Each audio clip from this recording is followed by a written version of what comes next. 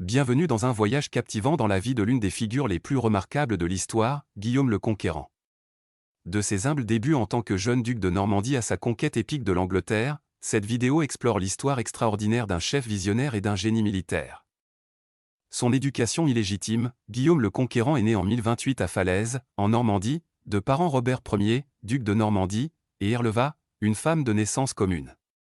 Sa naissance a été entourée de controverses et son statut illégitime a d'abord posé des défis à son avenir. Cependant, malgré ces obstacles, Guillaume a montré des signes précoces de leadership et de résilience. Durant sa jeunesse, Guillaume fait face à des conflits internes à la Normandie et à des menaces extérieures des puissances voisines. Il a dû naviguer dans le monde perfide de la politique féodale, faisant constamment ses preuves en tant que dirigeant compétent et stratège militaire. Guidé par son éducation et sa tutelle, Guillaume a développé un sens profond du devoir et une soif de pouvoir. Jeune homme, Guillaume a démontré ses prouesses militaires au combat et a acquis une expérience inestimable dans le commandement de troupes. Son caractère et sa détermination lui ont valu le respect de ses pairs et la loyauté de ses partisans. Par ses alliances stratégiques et sa diplomatie rusée, Guillaume cherche à renforcer sa position et à assurer l'avenir de son duché. La conquête de l'Angleterre par Guillaume le Conquérant, également connue sous le nom de conquête normande, a été un événement important dans l'histoire anglaise. Voici une explication vivante et détaillée de la conquête. En 1066, Guillaume, duc de Normandie, revendique le trône d'Angleterre, affirmant qu'il est l'héritier légitime d'Édouard le Confesseur.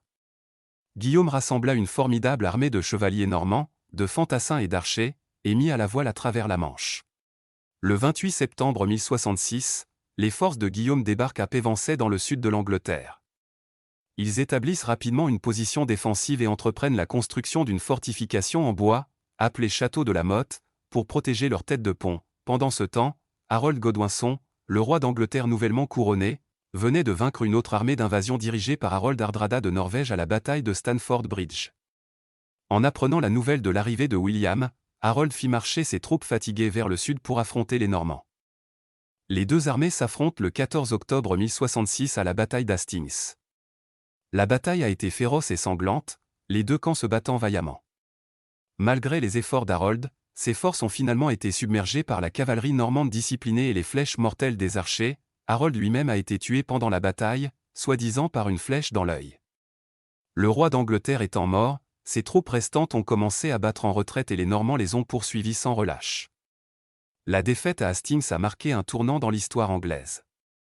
Guillaume, maintenant salué comme Guillaume le Conquérant, a marché triomphalement dans le sud de l'Angleterre, rencontrant la résistance de divers seigneurs anglais et des rébellions en cours de route.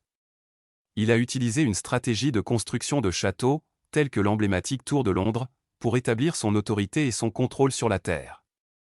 En décembre 1066, William fut couronné roi d'Angleterre à l'abbaye de Westminster, consolidant ainsi sa prétention au trône. Il s'est lancé dans une série de campagnes pour consolider son règne, réprimer les révoltes et affirmer le contrôle normand sur la population anglaise. Pour assurer sa position, William a introduit une série de réformes, y compris la compilation du Domesday Book, une enquête complète sur la propriété foncière et les ressources en Angleterre. Cela lui a permis d'établir un système efficace de gouvernance et de fiscalité. La conquête normande a entraîné des changements importants en Angleterre. La classe dirigeante anglo-saxonne a été largement remplacée par des nobles normands et la langue anglaise a adopté un nombre important de mots français, influençant grandement son développement. Alors que la conquête a été marquée par la violence et les bouleversements, elle a également jeté les bases du développement d'une monarchie centralisée forte en Angleterre. Le règne de William a inauguré une période de transformation culturelle, sociale et politique, façonnant à jamais l'histoire de l'Angleterre et ses liens avec la Normandie. Ces réformes, au cours de son règne, Guillaume le Conquérant a mis en œuvre plusieurs réformes importantes qui ont eu un impact durable sur l'Angleterre. L'une des réformes les plus notables a été la création du Domesday Book, une enquête complète sur la propriété foncière et les ressources en Angleterre.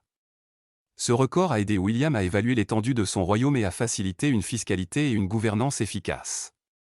Il a également établi le système féodal, accordant des terres aux nobles et au clergé en échange de leur loyauté et de leur service militaire.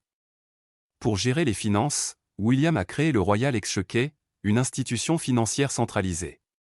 Il a mis en place des réglementations strictes pour la gestion des forêts royales et a introduit des réformes juridiques pour créer un système juridique plus efficace et uniforme.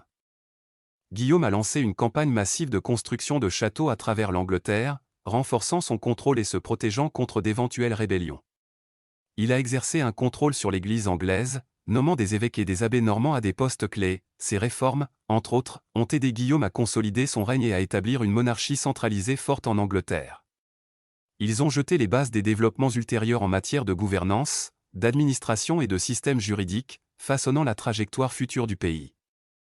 D'autres occupations, relations internationales, Guillaume a également été impliqué dans des conflits avec d'autres dirigeants européens, notamment le roi de France et les seigneurs bretons. Il cherche à étendre son influence et à consolider ses frontières. Construction de châteaux et de cathédrales, Guillaume ordonna la construction de nombreux châteaux et cathédrales en Angleterre, dont la célèbre Tour de Londres et la cathédrale de Canterbury. Ces monuments sont encore visibles aujourd'hui et témoignent de son patrimoine architectural. Décès, Guillaume le Conquérant est mort en 1087 à Rouen, en Normandie.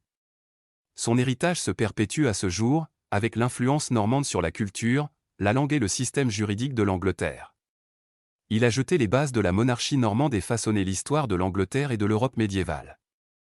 Et cela conclut notre voyage à travers la vie remarquable de Guillaume le Conquérant.